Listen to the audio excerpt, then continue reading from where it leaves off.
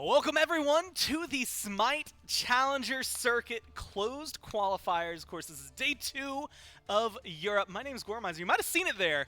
Yesterday we teased out that we were going to have a new caster that was joining us. Of course, for those of you who might have missed it or maybe have forgotten, Aggro moved over to Smite Design, so we had to have somebody come in to fill in that spot. And of course, I'm happy to then welcome Trelly sitting on the desk with me for sets number 1, at least 1 and 3 today as we go forward. It's going to be a fun day, man. I'm excited to see what Europe has to offer today. Yes, thank you guys so much. I appreciate it. I know that some people kind of guessed that it could have been me, and I appreciate everyone. They saw the hair. They said, that hair is iconic. Yeah, they were like, already from that hair, we know it's Trelly. So I appreciate, all of you guys showing me the love, and I'm very excited to start here. And we're excited to have you around. Again, we're going to be having a lot of fun games today in store for us. Of course, a lot of action just ahead. We can even look at it. Remember, 16 teams coming in from both North America and from Europe. We're going to have one of those matches just to clock Thunderhead offline. It was a 2-0 there for Thunderhead, just not able to show that one for broadcast. So we will be watching Belt Slap, of course, MONOTEISTAS. That's how I've been told it's pronounced, and that's what I'm going to stick to until somebody tells me I'm wrong. Winter Frogs, 5 Ls, and then later on, Late Discrims versus Peace and Love going up against each other. A lot of familiar names that you're going to see, and again, a huge bracket they are all playing through as of right now. Thunderhead is a team that you probably remember from those SPL qualifiers. Belt Slap, there's just a lot of names that are familiar on that team. You'll see them in a second, but a lot for these teams just going forward out of this first round. Of course, next week we'll be breaking down even more of that, trying to stay out of the losers, be in the top 6, make it to the SCC. That's the name of the game, and that's what these teams are doing. But first up, we've got MONOTEISTAS going up against Belt Slap, and again, Trelly, when you look at Belt Slap and it's just like, oh yeah, these guys. Exactly. So I always say this because, there's always at the beginning of these brackets, there's those sort of matchups where you're like, ooh, I know all these guys and I don't know all these guys. But there is sort of a benefit to that, right? Because you can't get counter-picked if no one knows who if you want to pick, right? You can't get banned out if no one knows the gods you like to play. So there could be a sort of a benefit to that for MONOTEISTAS. Yeah, you get to see Itori here, who was not on the Belt Slap roster last time around, as well as Johnny returning. Season 7 played for Belt Slap. Season 8, of course, was there playing with the Valkyries, and is now rejoining his former teammates, Zeros, Trixtank, and officially Ecro on the roster here. Echrome was somebody else, again, last year and I believe the year before, just an absolute nuts ADC that we got to see in the SEC for Europe, but did not necessarily, I want to say, like, make the hugest splashes that we would have expected going forward. I expect a lot from them. This is going to be a good team for them to grow, and just face it, this is going to be a good team. Yeah, absolutely. If you're pairing him with Trix in the Johnny duo got a lane. pentakill last year, dude. Yeah, he definitely did. And I remember just watching his Loki play, too, and I was like, even when his team wasn't doing so well, he was still able to make these big standout plays as the jungler. So, but like I was saying, Trix, I mean, if you love that snipes, but if you put Trix in a duo lane with anyone, he's going to make him look good, and Echrome does have the skill to stand out as well. I think that's the important part, right? You've got, Johnny, who has a lot of SPL experience, both way back with Burrito, but also last year. Zeros, Trixtank, SPL experience. That's like your core of the team, having a ton at the highest level. And then, of course, Echrome and Itori, who have showcased a lot of prospects throughout their years and in the SCC. I'm interested to see what God's Trixtank is playing, because it feels like he's also been like just shy. Like, he doesn't necessarily, like, sometimes he'll play the meta god, sometimes he doesn't. Support right now feels like aggressive, and Trixtank likes to play aggressive, so it'll be fun to watch what he's willing to pull out. Yeah, I definitely want to see him stick to those aggressive picks, because sometimes, like we just watched that Ganesha steal, that play was sick, but I remember they ended up losing the game off it because Ganesha is not going to be one of those characters that can really get in there. I want to see the Sobex, the Fafnirs, the Bacchus that he likes to play, and really just setting up all this sort of destruction for his team to follow up on. Every time I think Trixtank and aggression, my mind only goes back to launch tournament and thinks about Guan Yu. Nobody's played Guan Yu support in years, and yet my brain still wants me to say it. And so here we are. Either way, they're going to be playing up against MONOTEISTAS today. Again, a team that doesn't have as many familiar names. It's kind of hard when you've got guys who've been playing the game competitively for years on the other side. But you've got Moonhowler Drakes. I'm going to say Mangy. Hit me up on Twitter if that's not right, because you've got an X in your name. That could be any vowel. It could be... I'm trying to think of any other word, but my brain won't apply. Either way, Kit, and of course, Learcy. It's going to be fun to see what they have to offer. Again, this is one, like you said, that you don't really have a lot of footage on this team. And so you don't know what to expect from them. Exactly. I mean, you could take that as a negative, or you could take it as a positive. Maybe they've just been honing their craft, you know, doing some scrims, keeping it on the down low, and now they're going to whip out some off-meta pick that no one's expecting because they've never seen them whip it out. Well, you played in the SBL, I studied the Blade. We'll see if they are going to be able to take it to Belt Slap today, or if Belt Slap are going to continue the onslaught that we got used to seeing from them in Europe here. Picks and bans game number 1, MONOTEISTAS are your first pick team. Now, a lot of the gods, Trelly, lately, I mean, we've seen like Persephone bans, Bacchus you had mentioned already, like a lot of aggressive supports, Fenrir, you know, these more aggressive gods that really enable teams to just jump in and start the fight have been pretty much on the chopping block immediately. Yeah, and right there you're going to see that Sobek taken away, exactly what you were just saying. No one wants to see Trix be able to facilitate all of these sort of fights. He's going to get in there. He's going to create opportunities even when there aren't opportunities to be had, and whether or not he's going to interrupt the backline. So getting rid of that Sobek is a great start. Just making sure.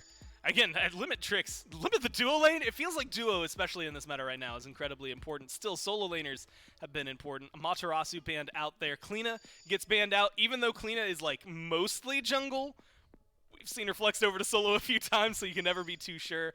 Thoth, the Nemesis, the Fenrir, leaving open, and this one has been notable. First pick a lot, at least in North America, the Bastet. They're going to go for Izanami, and I'm going to be honest, I had a long list of gods to go through. She was not on that list. Hey, well, maybe you're worried about all this pressure that Trix can create. You know what? Izanami's not going to get out cleared, maybe, so they're just going to sit there and let's just get our Izanami, let's get some good clear and make sure that we're not getting out pressured in that duo lane.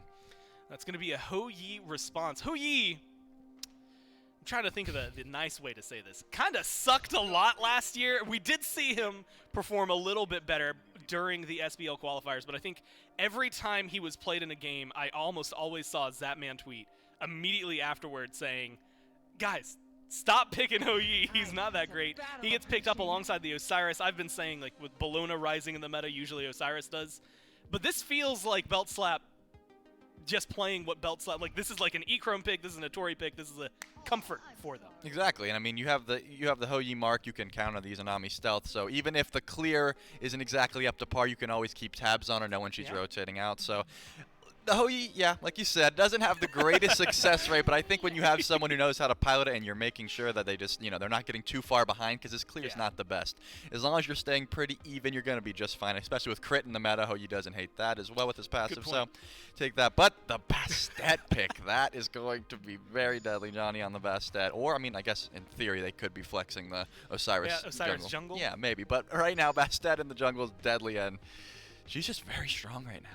Yeah, it's honestly kind of surprising. First to 6, like, she has been high priority, like, must lock in for every single team the minute she's seen.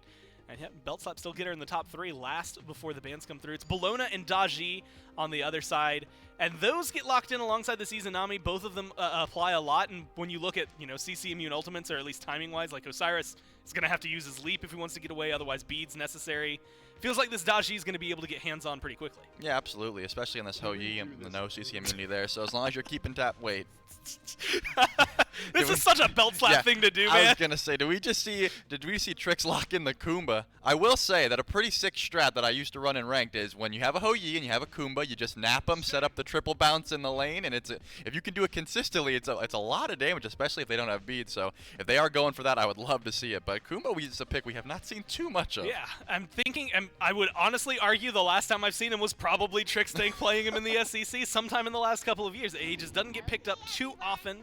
When he does, it's always on that fringe. He did just get a buff coming into this patch. Yan doing a wake-up debuff now at 2 seconds for all ranks. So it helps him out earlier on, but we'll see whether or not that truly makes the difference for him. I mean, there's probably a reason not many others are playing him. Trix Tank, definitely talented here. Going to be going up against the Horus, at least in that matchup, with Scylla and Nuwa locked in for the mid lane. You can see both the rosters. Belt Slap has done Belt Slap things, but it feels like they do still have some power picks. Bastet, mainly, is the power pick for their team. Yeah, when you see this Kumba pick with that epic uppercut, usually you want to see that big burst on the landing, but MONOTEISTAS took that Scylla pick away, which is what you would usually expect, you know, that I'm a monster at the bottom of the ult. But Nuwa's going to be locked in.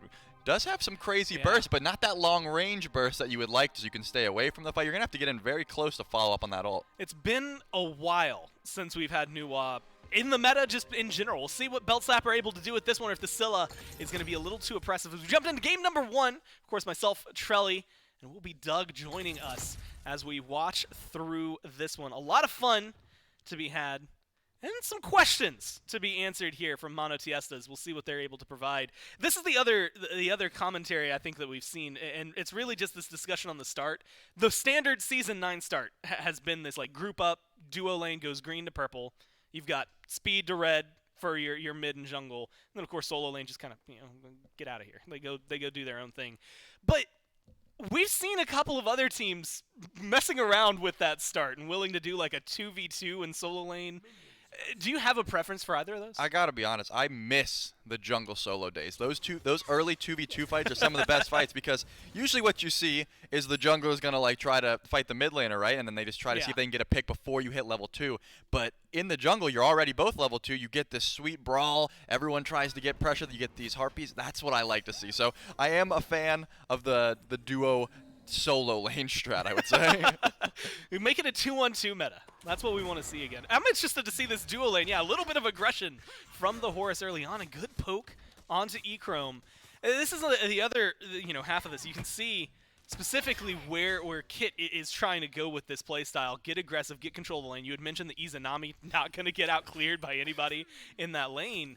It feels like if they can take control of this, at least slow down what is a Ho Yi and a Kumba lane, not something I expected to say today, they should be able to find themselves off to a pretty comfortable start. Yeah, especially with this Horus. Trix did take the 2 at level 1, so every time that root comes to wind up, he's just going to stun it out. But here, he might be in some trouble. It doesn't look like E-Chrome has the damage to finish anything, but Drake is lurking.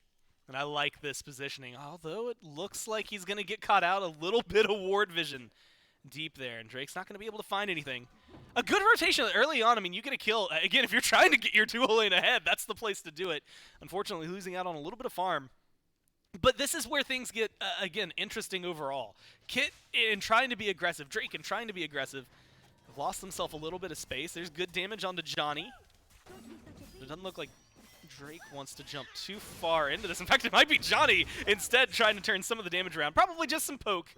But again, just making sure they remember who they're messing with. It looks like they really put all of their stock into this duo lane, because Kit did take the mask start. He has 35 power right now. Oh, wow. I mean, he is really just looking for early pressure, but they're just going to be getting further and further behind because of the Watcher's Gift that we have here from Trix. So unless they do get a first blood, it's not going to be looking good, but Trix is the one getting aggressive. Yeah, he's going to be able to find the root there just off the mark with the ricochet, but the autos are there. One more hit. Trix tank, of all people, is going to get first blood, but E-Chrome does not have the support to help him out of here. The invisibility should get Lirasi out of here, or Lirsi out of here.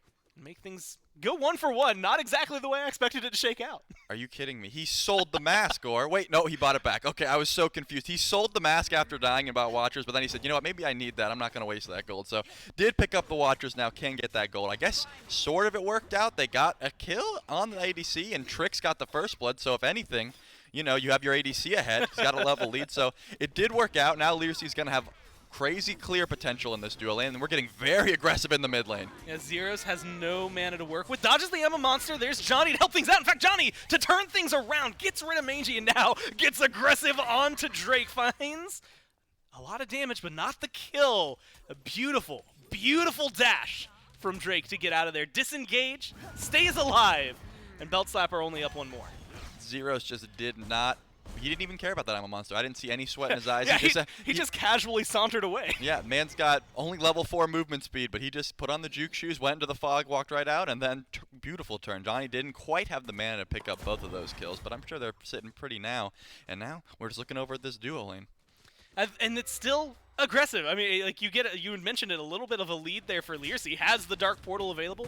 Does not seem to be affecting much of Beltslab's mentality. They recognize they can't just overstay, but they are still trying their best to fight, at least get some poke out there, and get control of their jungle. This is something else that's always worth looking at. The Harpy invades that have been coming through, it's a little bit of experience when split between 2 people, but still, it's enough that I think you're really starting to see it come to fruition. Aggression from Kit onto Zeros. Good beads from Zeros, get rid of the stun, finds the root in return. Again, just makes the support feel a little wonky for that engage. But Kit all over the map so far. You had mentioned the mask. Like, he just wants to fight. Same thing's happening in solo. Atori is incredibly low. Should be able to get out of here.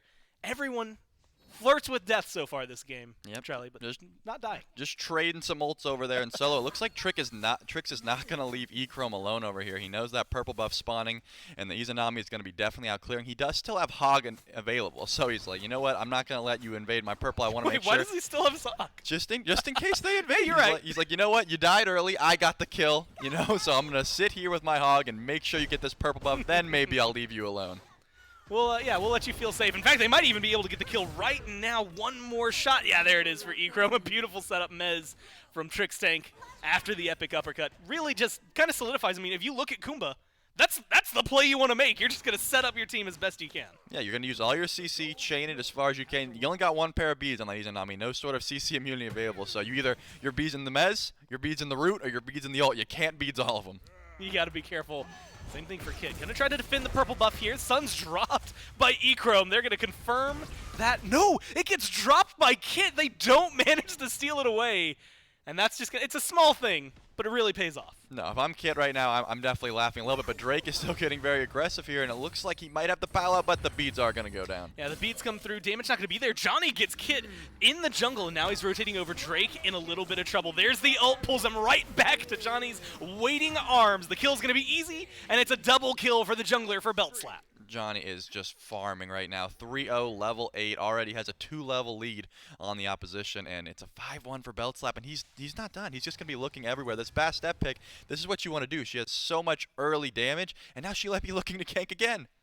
I mean, this is going to be unfortunately easy. Learcy does not have a lot of options to disengage here. There's the damage.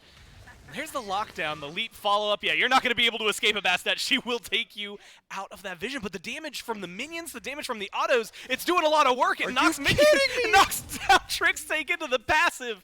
Does still go down, but Learcy, that's a huge win. You should have been dead to rights. I just want to walk through how sick of a play that was. Learcy waited out the dot damage so that the stealth wouldn't be revealed. Did like a fake dash, didn't go the whole way. I can't even finish my thought because Zero's just getting collapsed on. Yeah, he's dead. Oh, yeah. He's gone. Oh. Let's talk, you know what? That one's standard. Let's talk about Learcy more. I mean, it was beautiful, right? The way he goes through. Of course, Izanami as well helps with the Kumba passive because you double tap it. Oh, there's no way. Come on, guys. You gotta chill for a second. We want to talk about the game. Yeah, it was just a sick play because you wait out the dot damage, don't reveal the stealth, whatever. Yeah, we're done with that at this point. It was a sick play, and obviously, we get to see it one more time here. Trix, just barely missed the ult, and then we have to see the hot steps here. It is really just that, right? Just juking out Johnny's leap keeps you alive for a little bit longer, but then a target swap. I think that's actually the more important part because otherwise you're just going 0 for 1 here. Maybe you could chase down Johnny and kill him, but I don't feel confident in making a choice like that. So a good call from Learcy to turn it around, keeping himself at least even so far with E-Chrome. The gold lead is getting not necessarily out of hand, but at least skewing towards Belt Slap. 1,000, give or take, in their favor. And a lot of that residing in Johnny. That 2-level lead you had highlighted is definitely a noticeable gap right now. 4-0, able to get aggressive in the jungle, aggressive across the lanes. Even when he's ganked, he's managed to find farm afterward. It just feels like he's getting everything to go his way the way he wants it. Yeah, it looks like they're definitely going to have to play off the dual lane and their fed solo laner. 2-level lead for Moonhowler as well. There was that little brawl that they had over there. And now all you got to do is probably just sit back, wait a little bit. You have a crazy objective shed with this Izanami pick as well. So maybe just wait for the rotation, teleport over, look for some early golds. Now, aggression on Kit. Kit takes a lot of damage here. He's going to get CC'd, and unfortunately not able to escape. Drake respawns. There's going to be Johnny. Johnny's low.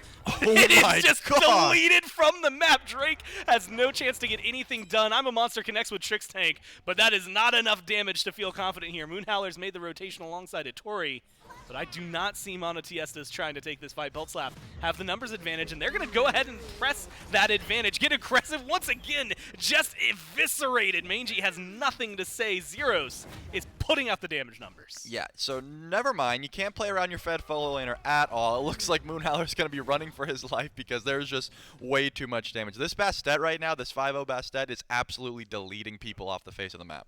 I really wish I knew. So it's 2898 right now for player damage coming out from Zero. I really wish I knew what it was before that because he just demolished 2 people with that combo.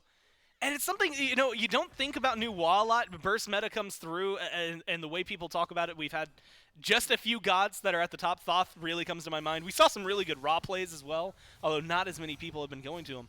New Wa, Trelly, has never been high on the list, except for like very, very few times throughout the years. It's definitely something to look at. We'll have to maybe hold that thought. Invade successful from MONOTEISTAS on the red buff. It's just a little bit, but you get to take something away from Zeros. Yeah, of course. But the Nuwa pick, it does bring a lot once you get to that late game mark. But she has crazy early burst if you're very close to her. Like I said, it's very difficult for Nuwa to get that burst off unless you have this aggressive Guardian, this Kuma pick that can root people, can mez people, keep them standing still. Because if they're ever moving, if they're ever able to jump over your burst, her cooldowns are her real issue. So she can't really peel for herself after that minion explosion goes down. So as long as you have a great support that's setting up for you, Nuwa really can shine.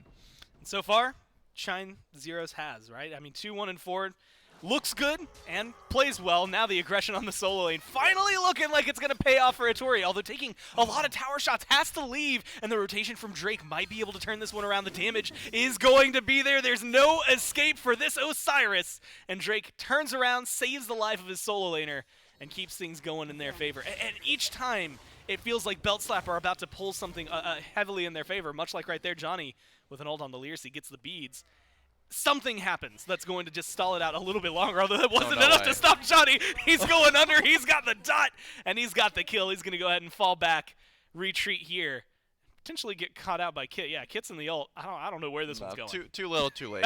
Kit had the right idea. Maybe if he got there a second earlier, but no, it's just not enough time. Johnny's just doing too much damage. Can you actually gank, come back, and then re-gank before you can even escape at that point? Because the Jotun's Wrath is finished, crazy cooldowns, and there's no way they're doing anything to Trix here. He's just too tanky right now. That's a level 10 Kumba. And that's the other thing I wanted to talk to you about. So Trix has this level lead, right? And you had kind of mentioned it earlier, but he went directly into the Watchers, directly into Thebes, already has a tier 2 on Breastplate.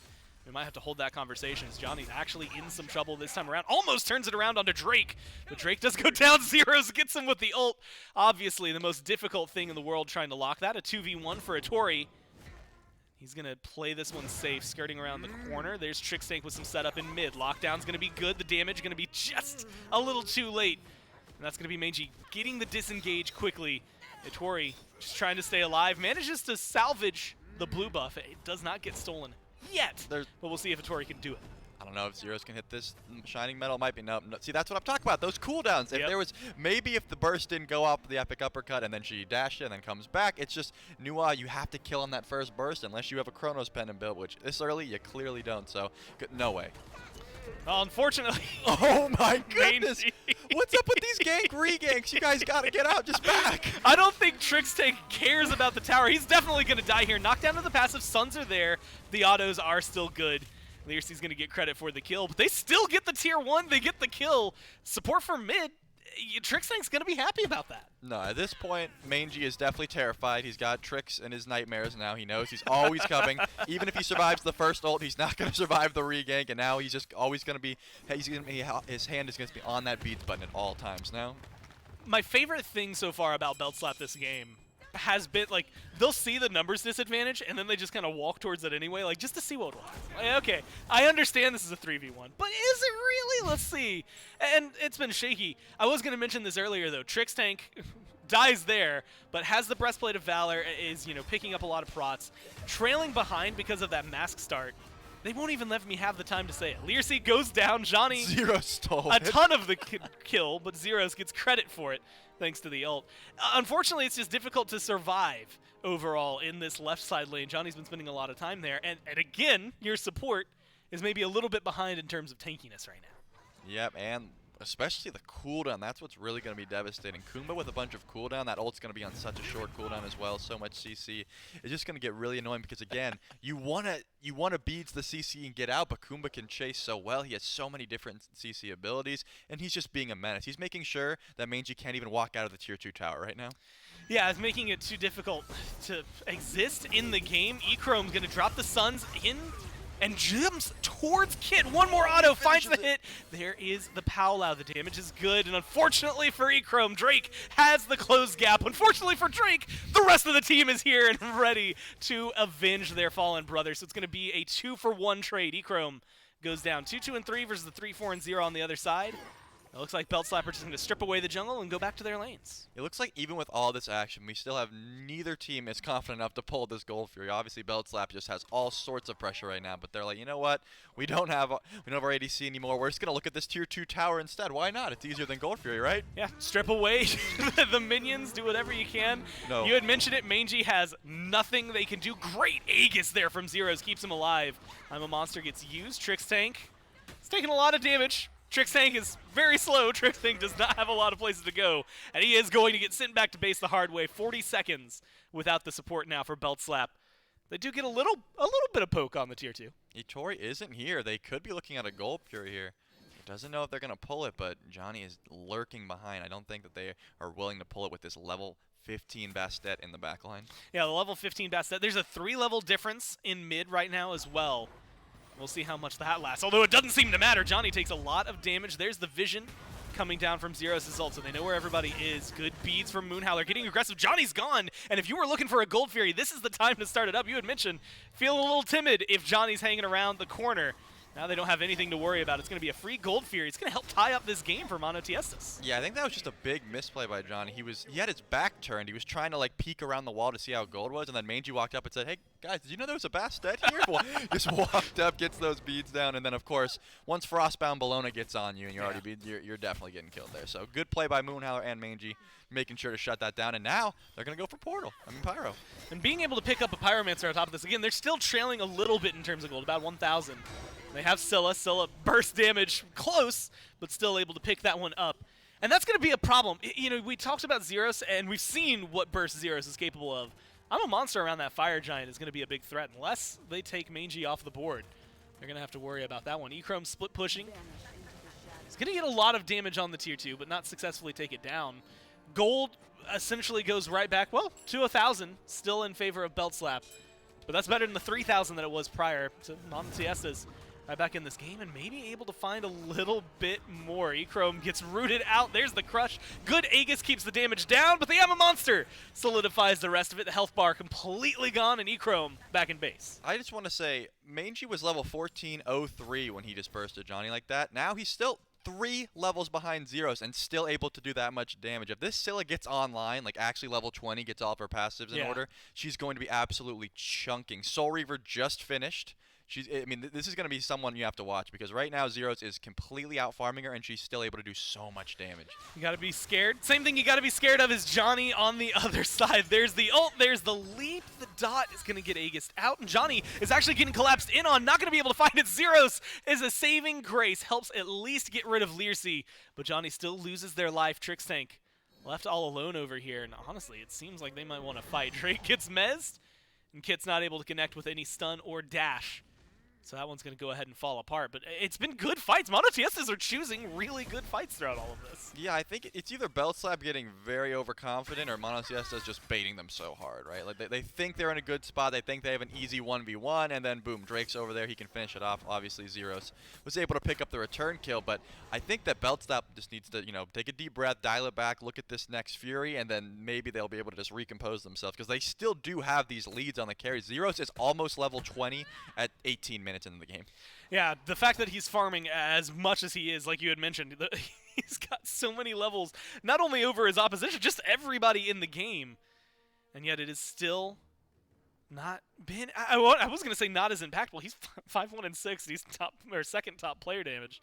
So he's definitely been getting the work done. Standing on some wards here, Drake and Kit. They should be noticeable, and they will be noticeable. Good stun from Echrome. But he leaps away from Drake instead of engaging. Kit gets locked down in the jungle, goes to the ult, and this is just going to be a race against time. Yeah, they're not going to have the damage in time, so they're going to be able to disengage. MONOTEISTAS, again, just find themselves lucky, able to get out of there. I mean, this is pretty much where Zeros' lead is coming from, though. Mangy is having to rotate to these fights, show face, and actually get away from the farm. Zeros, he can clear the wave. He can go do some backs. He said, oh, you guys need me? I'll ult, get a kill, keep farming. He has not had to leave his wave once. It's constantly pushing. He just runs to farm, steals some kills with ults. Once he gets level 20, then he'll start rotating. Yeah, the Nuwa, the X-Ball, the Chernobog, like the press 4, I'm going to get an assist at minimum. Like, I don't really need the ult. It's just make sure that I'm part of it. And granted, the damage is actually pretty good for him as well. We'll see how aggressive they get. Map state is definitely where things are going a little worse for wear for MONOTEISTAS. That might have to wait. Stun's dropped by Ecrum. The stun did disconnect, or not connect. And he's still finding the boxing match, though. Those autos do so much. A huge crit in the middle. Next to last auto there. Now the aggression on the other side to try and make up for it. Itori going to get chained down. Palau not going to pull him in. The beads do get used. Moonhowler jumps forward. Johnny's in the neighborhood. They lock him down. The CC's good, but it's a 4v2 with 2 more members of Belt Slap on the way. They get aggressive. Itori, half health, falling back under the tier 2. Unfortunately for Drake, Zeros is here, and Zeros is ready. Burns down that health bar like it's nothing, and now Mangy has nowhere to run. Good Sentinel over the wall keeps him alive. The slow from Itori not going to connect. The root from Trixtank does, and that's going to set up this mid laner for Doom and Gloom one more time, but gets a good crush off that at the very end. At least a little damage in return. Unfortunately, it all falls apart. A 4v2 turned into a 4-on-4, turned into a 4-man wipe, as MONOTEISTAS just don't have anything to do. Forced to ult Kit. He just has to get out of there. All the while, Echrome was just split pushing left lane. Almost, he's got some hits at that Phoenix, got the tier 2. They got their prize, and now they're going to pull the FG. I mean, this is just everything you want from Belt Slap right now. They saw the aggression. They thought maybe because Echrome was in left, they could do something, but that fight just went everywhere in their favor, and now Belt Slap's going to get everything on the map. Yeah, this is pretty quick clear. Itori's uncomfortably low, but is going to be able to make it out alive, no problem.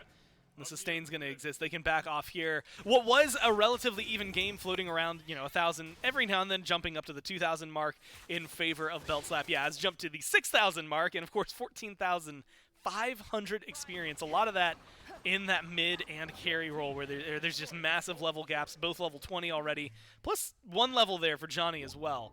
So feeling pretty confident in their capabilities. 3 levels between supports. I didn't even notice that. Trixtank is just going to be tanky and feeling confident. And has been feeling confident all game. He's been playing very aggressive. The map state favors them as well, with only 2 tier 2s left.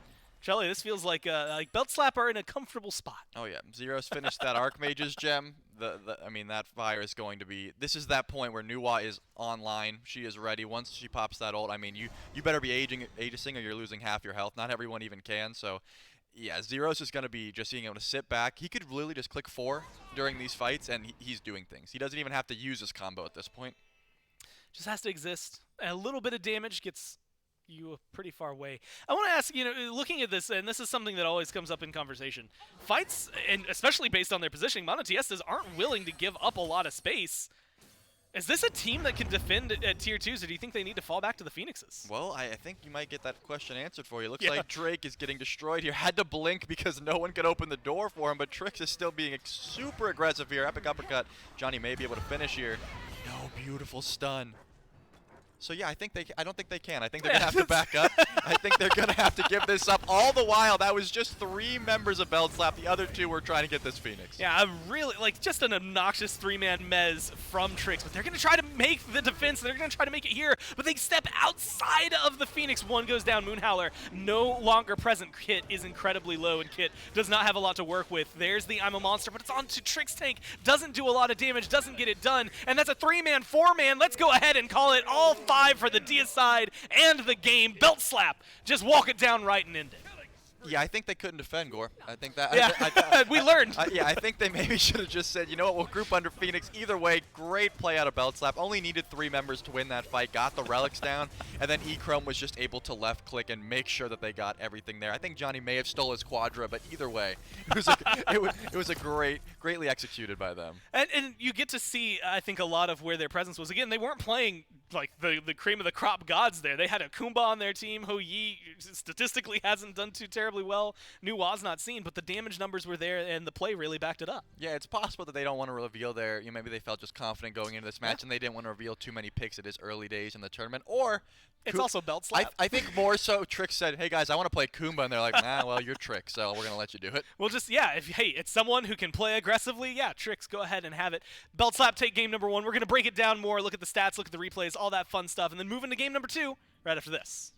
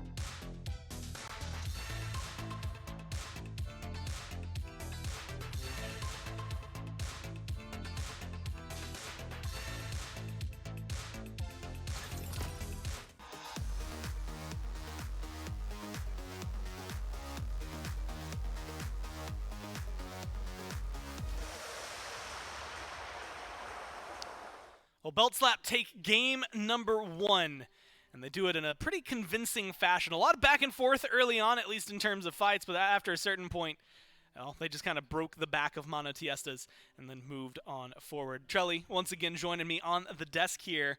And again, it just felt like even though they were playing what felt like relatively even good fights from MONOTEISTAS, the farm game was just absolutely nuts for Belt Slap. Yeah, it seemed like besides that one hiccup where the MONOTEISTAS did pull that Gold Fury early and get a small little like glimmer of hope, it seemed like Belt Slap had them right where they wanted them. You know, they maybe trolled a little bit here and there, but I think that Trix was always ready to just set up for everyone. Johnny was constantly farming, and Zeros obviously was just, you know, doing exactly what you would expect him to do. He said, I'll meet you guys at level 20 and then I'm going to end this game.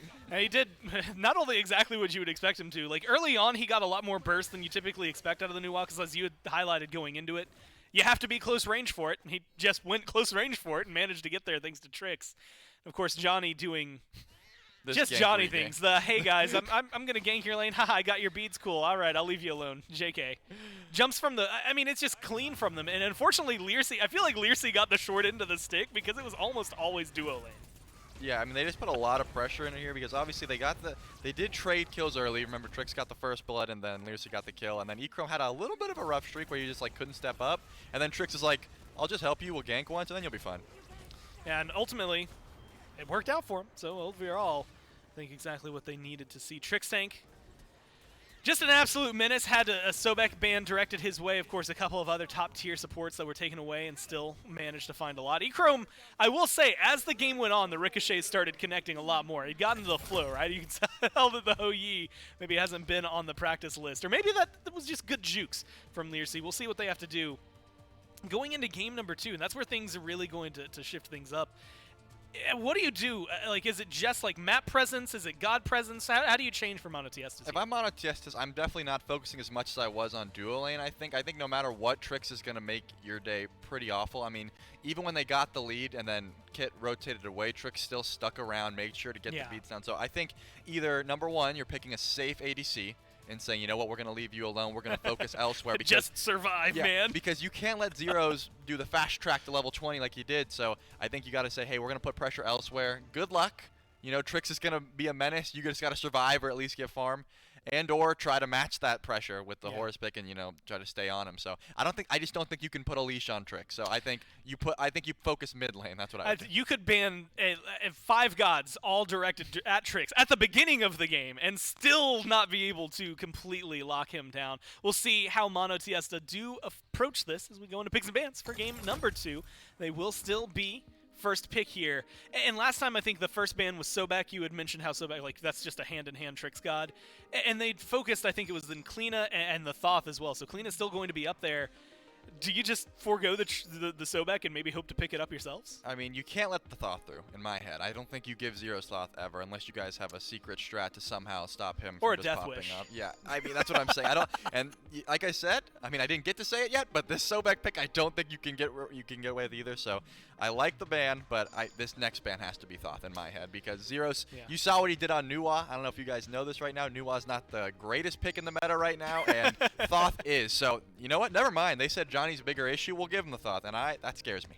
And what's weird is that Bastet, you know, again, I think I mentioned this last time around, was a first pick in most of North American games. Even yesterday in a lot of European games, she was up there. She got 6. Like, she made it through 2 pick stages for MONOTEISTAS, and they didn't scoop her up. You had mentioned the Thoth. It was the Amaterasu, the Nemesis, the Fenrir bands from Belt Slap. Izanami first pick one more time for MONOTEISTAS, and admittedly had a decent performance early on. But Ho-Yi, what was it? Ho-Yi. It was Ho-Yi. I can't even remember who they locked in with. Kumba. It was about that early, wasn't it? I'm just very surprised that this is what they opt to go for. It looks like they don't value the Thoth that much. Osiris. It looks like they don't value that Thoth that much. I was gonna say they still have the Bologna open if that's what they want to do, because you know Hitori didn't have the greatest time early game against that Bologna because of her early pressure. So if he didn't like that matchup, maybe they could trade it out there. But maybe he didn't care about the matchup too much, and they're opting to pick the Agni here, which maybe Drake doesn't value the Thoth. Like I was saying, he is one of those gods that's pretty easy to dive if you don't have that great support on you. But we already know that Trix is gonna be peeling like crazy. So I feel like Zeros has no qualms with picking it here, and they're just gonna take the Dodgy away this time and say, you know what, we picked a CC immune or non-CC immune hunter this time, so we'll just take that Dodgy away from you. That makes it, again, very easy. Almost exactly the mirror of what it was last time, where it's like, man, I can get your mid laner, I can get your hunter, and unless they're willing to use the jump, I can go ahead and pretty easily grab up Bologna as well. So, hey, this is going to make a lot of change for Johnny. I'm interested to see, you know, we had mentioned the Thoth, and it feels like that should be an easy shoe-in for Zeros. Not elected in the top 3. You have to imagine it gets banned here, right? Yeah, I mean, well, I was going to say, if I'm Zeros, I don't want to pick it if Dodgy's on the table, maybe, because it's just so easy to follow that dash. So maybe they pick it here, take it away, and then they say, hey, if it doesn't get through this wave of bans, then we're able to pick it here. But at this point, I feel like if you're not first picking it, maybe they just don't value it that much. And, ooh, that hurts. That hurts. You're seeing that Bacchus pick locked in for Tricks, and that is going to spell some very early aggression from this duo lane. Well, we keep talking about it. We've got the Bacchus locked in, like you said, aggression, along with the Ho Yi, even though he's not going to maybe hit as hard. That didn't stop him last time from jumping in and trying to get the fight. Kumba being hovered now by MONOTEISTAS. Not the day I thought I was going to see 2 Kumba Karnas, at least not, you know, 2 from 2 separate players. You could have told me Trix was going to play it twice. But they're going to lock it in for the other side. That with the Izanami and an Achilles, presumably for the jungle now locked in for MONOTEISTAS. I mean, I will say, okay, Zeros is just, he's vibing, yeah, dude. He said, guys, I'm picking Nuwa every game today. I don't care what the matchups. I don't care the bans. Even if they ban it, I'm going to find a way to pick it. But I will say, the Kumba Karna has a pretty sick matchup in a Bacchus. You immune the knock-up with your root, and then you just mez the burp, and then Bacchus has a pretty rough time. Trix is still going to find a way to be annoying, I'm sure, but as long as the Kumba's around, Bacchus does have it is kind of annoying to try to get all your CC off. So it should be, in theory, an easier lane, right? You've got Izanami push, Kumba counter. You could control at least enough of that. But you had just said earlier that you kind of wanted to see them shy away from the duo lane. We'll see if maybe this focus is going to help them out here. In game number 2, we jump in, and it's going to be fun to watch. Again, Belt Slap, one more win, advances them in the winner's bracket. A loss here for MONOTEISTAS knocks them down to losers. You want to be in the top 6 to make it into the SCC. Of course, Belt Slap reigned supreme throughout a lot of European SCC. We'll see what they're going to be able to do here. I'm interested in this duo lane. There's so much to talk about everywhere else, specifically like watching Johnny, watching Itori, how those lanes went last time. You know, Moonhowler going back to the Bologna, having an Achilles over there in the jungle. And yet it's the duo lane that has to stand out because Trixtank wants to fight. And he doesn't have a hunter that wants to fight behind him, at least not early. We'll see how it works out. Yeah, I mean, in my head, you know, I said don't focus on the duo lane. But if Kid is not going to rotate away like he did last time and leave Learcy just you know, fend for himself in the 2v1. They do have a really sick 2v2, especially if you can just make sure to out clear and then get that. You get some really nice purple invades here. So if Kid is gonna just, you know, stick real close next to Learcy and make sure to CC all of that Bacchus abilities and just stand near him, I mean, they could definitely focus on this dual lane if that's their plan. It's just he didn't play that style last game. Keeps him a little more occupied. Just depends on whether or not he does opt, like you said, to stay over in this lane. And it's also going to be cooldowns. I mean, you had highlighted it's all ability-based, right? Immuning the knock-up and being able to mez out when the burp comes through. They're level 1, so it's not like they're worried immensely about that right now. But being able to have those available to you is going to make what has the counter available. I'm also interested in mid lane. We saw a lot of early game kills for Zeros. A lot of burst, a lot of like close proximity engages. I don't think Agni's going to let that happen. No, I mean, once Agni hits level 5, he can create so much space, and oh, we are seeing the frenzy popped, and they are both going to jump in, and nothing's going to happen. They're just going to, that was just for the wave. They just wanted to clear the way with that. Everyone's fine, of course. But as I was saying, yeah, the Agni at level 5 can create so much space and keep people off, but Agni at level 3, at level 4, you have to get very close to that wave to clear. That's all, you're in range of that Nuwa burst for sure. So I think that as long as Mangy stays back for a bit, and then at level 5, he can really create some space with Zeros. And I really like the amount of pressure we're still seeing from Belt Slap. I mean, Trixtank should not be having a good time. Yet he still is. In fact, Egrom's going to leap forward. Learcy's low. You have to be careful. Ho Yi in a spot like this, one really good ricochet just absolutely gets rid of the rest of the health bar. Doesn't seem like that's completely on their mind. There's going to be the knock-up. There's the damage. There's a stun, but they don't have enough follow-up to get that first blood. Instead, it's going to happen over there in mid. Mangy gets isolated by 2. Johnny gets the kill. And now Drake able to get a little bit of damage back onto Zeros, but they managed to fall back. First blood successfully in their pocket. Trix is clicking and 2 more. every single time it is available. He is flopping it, and maybe Ikram has the auto, but he weaves it! He got it! Are you kidding me? There was such a small opportunity to get that auto attack off. Wow, another kill happening in mid lane. Right now, Johnny is just having a field day on this dodge G pick, but this is the sort of aggression I wanted to see last game, and we did see it, but now that he's on a Bacchus, Trix is able to just jump in off cooldown. I mean, it's been absolutely clean, right? Like that, it's a small CC, but once you get hit by that knockup, it just feels like so much is available to you. A beautiful shot from Ikram. Missed one auto, but then weaves the second one in there to find it. And in the meantime, Johnny's just having the time of his life, it feels like. We saw what the Bastet was able to do last time around. Now we can go ahead and take a look to see exactly what happened for First Blood. So this is a pretty standard. Actually surprised that dash wasn't all that was necessary to get out of there, but Mangy just caught in the wrong place, wrong time. And of course, then the second kill for Johnny was also, again, very successful, and this one was just punishing aggression. Wow, Drake was very close to finishing zeros there, but just beautiful play. Johnny had the space of mind to say, hey, I'm going to come back and help my mid laner real quick, and I'm pretty sure Zeros caught the tail end of that Agni dash with the minions, and that's why he wasn't able to just walk into his tower there. Zeros had a 6 stun to set that one up. So now you got the 2-0 jungler. Where's Johnny going to go? That's the question. That Palau is going to be devastating. We got some beats down already, and Echrome is brawling over here. Yeah, has no, like you said, no beads available. They don't even need the Palau right now. I think Zeros was trying to kill that time around, or trying to steal it. Echrome's low. Execute's going to be good there from Drake. And he's going to be able to use the second dash to disengage further. Johnny doesn't look like he wants to dive the tower just yet. It didn't stop Belt Slap a lot last time around. It's just pressure. I mean, you know, you're 0-2-1 right now. If you're Leersey, they put so much pressure to the point where Leersey was able to turn around some good kills last time, but they just want to kill off this Hunter. Yeah, it seems like they just want to make sure that Echrome has pressure against an Izanami, which is a tough task, but it seems to be working out at this point. Echrome's got 2 kills, has been jumping in just as much as Trix has at this point.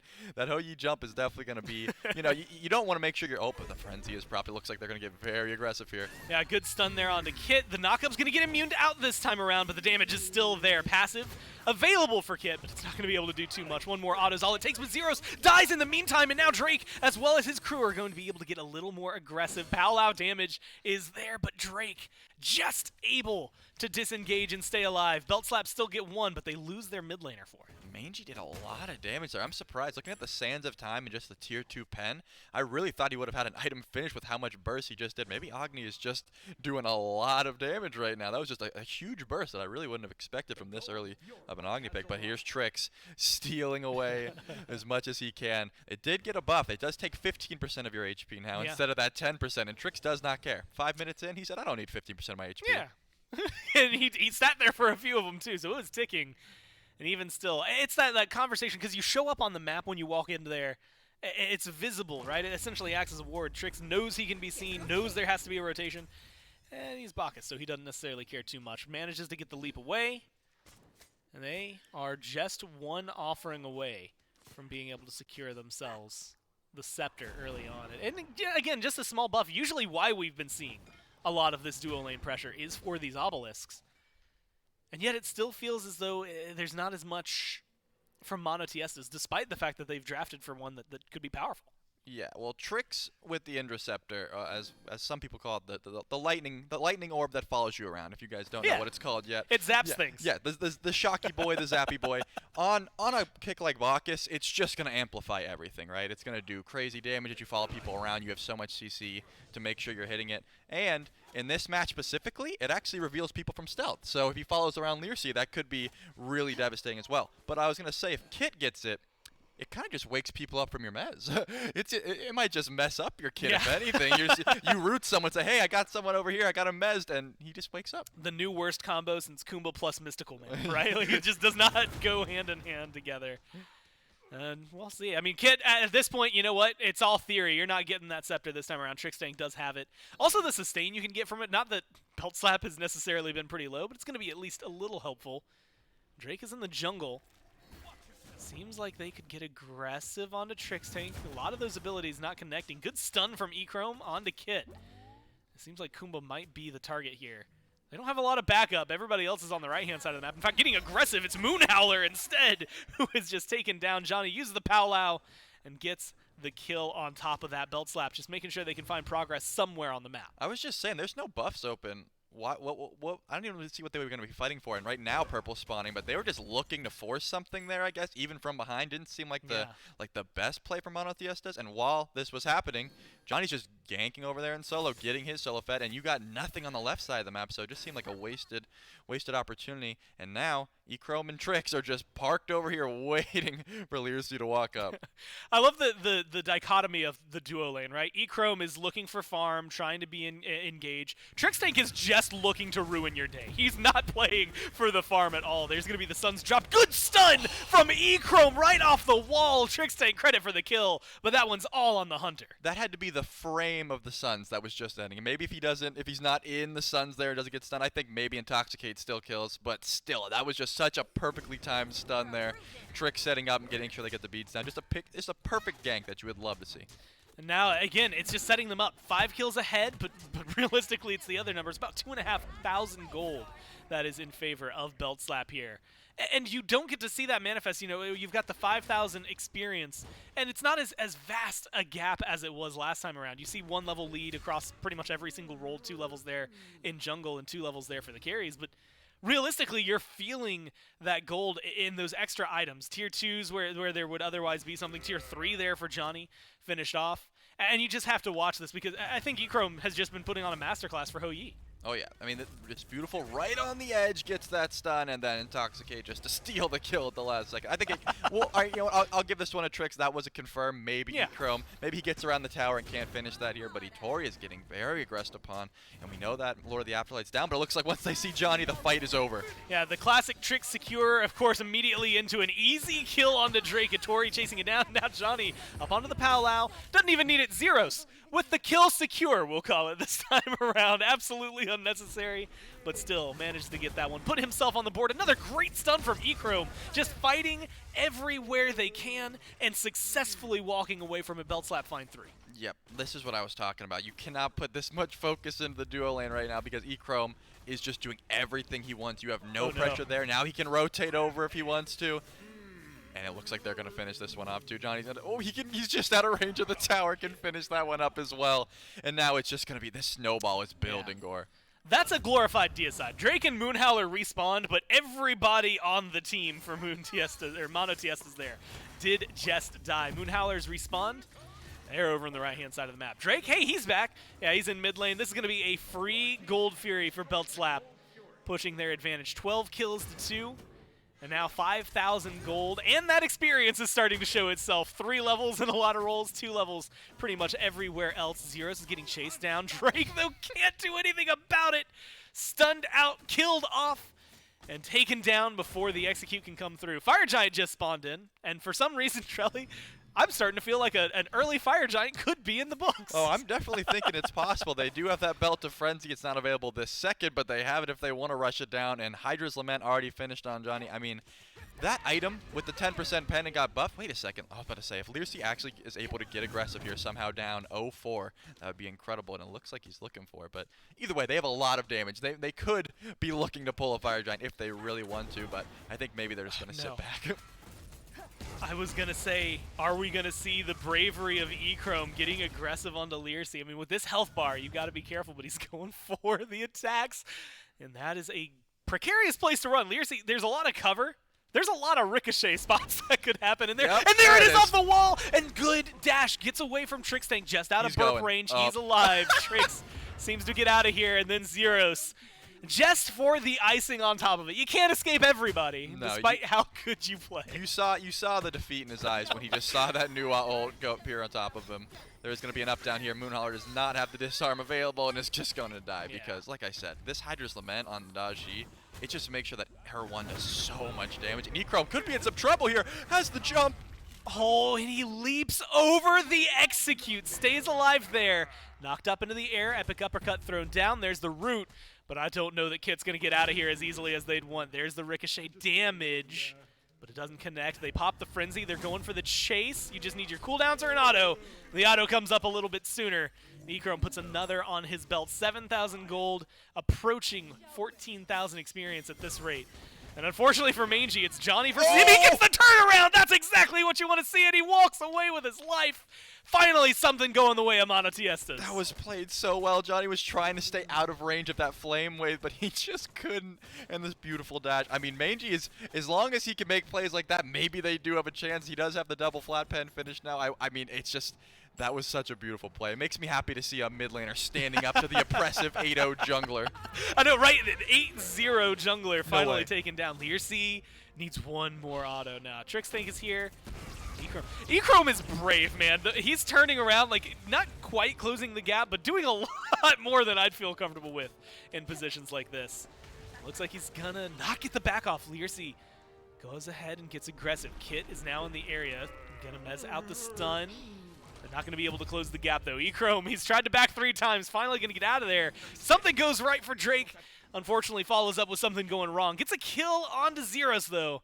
And at this point, I think any kill for MONOTEISTAS feels good. That's what I was gonna say. If I'm Leersey here and I'm getting Echrome this low, I might just dash in and go for the random chance that I can get the kill. I mean, it's 18-4, just 1 kill. You're 0-5. You just need 1 kill to get you on the map and do something. I'd probably be going for the Hail Mary play, but I respect that he has the breaks to just say, you know what, there's no way I'm killing here with Trick, so I'm just gonna stay back. You have to be careful. You might have the numbers advantage, but Johnny does a lot of damage. He's got 3 levels on you. Yeah, that's a 216 auto that just connected. Good epic uppercut, but it's not going to be enough to save the Hunter. Johnny just goes down and focuses up. There's going to be the powwow, and it's a double kill for the jungler. Make it from 8-0 to 10-1. No, he has to back off. No, he's not going to find it. The auto is not there. Meiji just making another saving grace. Another kill for the mid laner. Mangy's making plays. Mangy came in for the clutch, and then Kit got the last-second mez to save him with 1 hit left on the passive. Oh my goodness, those are the dream plays. Because Kumba doesn't have many room to make some sick plays with his ult. Usually Hunters just are able to kill him so quickly. But that last-second mez, I think, was the reason that he was able to make it. Obviously, Mangy coming in was the actual reason, but Johnny just thought it was dead, and then came back for the 1 hit, and the stun or the mez just came in. So beautiful. Well, the 1v1, Drake and Echrome. Echrome goes forward, almost gets the ricochet off the tower, doesn't quite find it. The autos not connecting enough. Drake, here comes no help, and here comes Trix. He's got Blink, but it seems like he's being kept in combat, so he's not going to be able to close that down. Good mez from Kit. There's the stun, there's the frenzy. They want to fight. They're not going to stop if they can. And they're going to continue going. There's Leersey taking the Intoxicate. A lot of damage being dealt. Everyone low. Unless they dive the tower, which they're going to. Beautiful it's not going to work out. There's a good epic uppercut, but now they're just trying to get the aggression, trying to find the autos. Echrome's not able to do anything. Knockups are so good from Trix, but they're not able to find it. Autos getting traded out between the 2 Hunters. Echrome gets credit for the kill. Kit stays alive, but at what cost? I really think that they're doing their everywhere. Best. Yeah, they're just trying to fight everywhere they can. A surrender vote has started, and I completely understand. But I think Echrome and Trix are both Bacchus, right? Think about it. Both jumps knock up. They're both jumping in right after each other. They both have a stun. Yeah, they're both just Bacchus. They just jump in right after each other, and it's a pleasure to see. It's got to be, and I have to imagine, like if you're Leersey, it's got to be so frustrating when you go like, oh, okay, I landed from the, okay, never mind, I'm knocked up again. Like that second time, just being juggled around. You don't want to be trampolined in this game. And unfortunately for them, that is pretty much their entire lane experience. 0-7-1. Unfortunately for Leersey, 5-level difference between the 2 carries. 5-level difference between the solo laners as well. Atori has just been farming up 1-0-4 versus the 0-4-0 on the other side, but it has been a silent rise to power. Whereas everything else has been very, very loud and vocal. It's 23 kills, let's make it 24 for Belt Slap. Atori just trying to stay alive, and it doesn't seem like they're going to let this one happen. There's the surrender vote. They just fall too far behind, and Belt Slap, they get the 2-0. Yeah, that was going to make me really sad because they had 3 on Itori, and there was no way that he was going to die there. I was just going to watch him go all the way back from blue all the way, just not care at all. And so I was like, you know what, I'm glad they surrendered that one so I didn't have to watch them try to pour everything into that Osiris that was clearly unkillable. Well, there was a lot of fun to be had that game. Maybe not for MONOTEISTAS, but at least I think for us and definitely for Belt Slap based on the way they were playing. They were enjoying things. They take the 2-0 here. We're going to break that one down, look at all the numbers and all that right after this.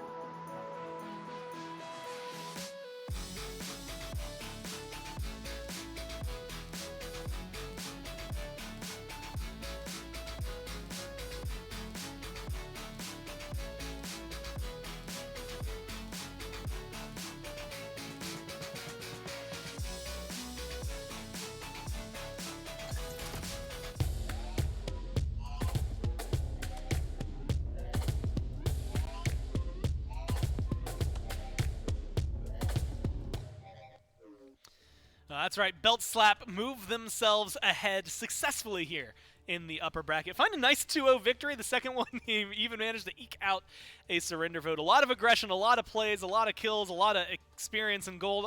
All the things that they would have wanted, Trelly, just going their way. Yeah, I mean, that's the exact duo lane that I wanted to see game one. I mean, they still sort of had that sort of aggression, but the double jumps in every single wave, double knockups, double Bacchus. If you didn't see that game, there was not two Bacchuses. It was a Hoyi, but the way they were playing. He was definitely cosplaying Bacchus. Yes, though. exactly. They were both knocking up, both jumping in so consistently, getting kills. 0-7 out of that duo lane, unfortunately for Lucy. So yeah, that's the kind of gameplay we wanted to see. I mean, and it's one of those things we're probably going to see it. Johnny was absolutely nuts throughout that game. Gets the first blood. There were actually a good. I have to give him the shout out because Mangy, like, you're getting done dirty. You get first blooded there. You got the 2 kills onto Johnny that were absolutely sick for your team. Unfortunately, it didn't mean anything in the grand scheme, but it was awesome to watch. Oh yeah, Mangy coming in was like that one solo by the red buff was like a David versus Goliath moment. I was like, wait, he's got the 8-0 shutdown. Maybe they have a chance. He opened up the conversation for him, but unfortunately Johnny just had too much to offer. This Dodgy, and you had mentioned it, but like just slotted in so well. They didn't have a lot of CC immunity. And I'm going to go ahead and say it. When they had the CC immunity, the damage was too much to handle at that point. So unfortunately for them, Belt Slap got out of hand pretty quickly. Tori was able to just farm up nuts. And then the other side of the map, I mean, it was just, this was bullying. Oh yeah, it was definitely bullying, and that's the thing. After the first game, you really thought maybe they would be able to just dial it back a little bit, get some farm, and maybe fight late game. But there's just no way that this team was going to let that happen. I mean, even when they were fighting in duo lane, it was like Johnny was killing the solo laners at all time. I mean, they just had no sort of pressure ever. I'm surprised. I'm actually excited. We got to see. Okay, there it is. I was like, we got to see a new highlight where it wasn't an ult. No, okay, there's the ult. Yeah, Zeros. I mean, we had mentioned it. Like, there were so many picks that we know he likes and have seen him play competitively in the past. He was just vibing on the new and we didn't talk about him a lot that game, but he got the job done. Yeah, I mean, that's it's like I said, it's either he's trying to keep his picks under wraps and he doesn't want to reveal too much for the competition, or the man just woke up and wanted to play Nuwa. And I think that may have been, I think that was probably what it was. He said, guys, I just want to press 4 today. You guys go. Well, we can go ahead and take a look at the schedule, of course, everything that this means for the grand scheme of games. A nice 2-0 here for Belt Slap. Means we only have 2 more left. Again, it was a 2-0 earlier for Thunderhead just because of not showing that set. We will be watching Winter Frogs versus 5Ls up next. Now, Winter Frogs is one of those teams that you might not recognize the name. Well, I guess you should probably recognize the name because it's a playoff Winter Dogs, I have to assume. But the players, you've got Kana, Sarpei, Angry, Preds, and Spudio. A lot of people who you should recognize on that team. They'll be coming up next here. And, of course, here's the grand scheme bracket. 16 EU teams and where they are ending up. We've almost filled out losers round 1. Remember, you need to be in the top 6 to make it to the SCC. We're going to find out the last 2 teams that are not only going to go down there, but, of course, the last 2 teams of the qualifier round here soon, making things pretty easy for Europe. And then tomorrow we'll be going into North America. A lot of Smite still to be played and a lot of fun still to be had. And Charlie, I'm excited for it. Oh, absolutely. I mean, the games that we've been seeing are just going to get more competitive, right? This is still early days. Obviously, these are the early side of the bracket. It was seeded, so it's just going to get better and better. And then we're going to see some real great competitive Smite here coming soon. Yeah, if Belt Slap wasn't like the #1 seed, they had to be like #2, right? Like this is a team that has done so much and, of course, has done so well. They get a 2-0 and they move on right now. We'll see what they're able to do next week as well. But for now, we're going to kick it to a quick break, and then we'll be right back with set number 2.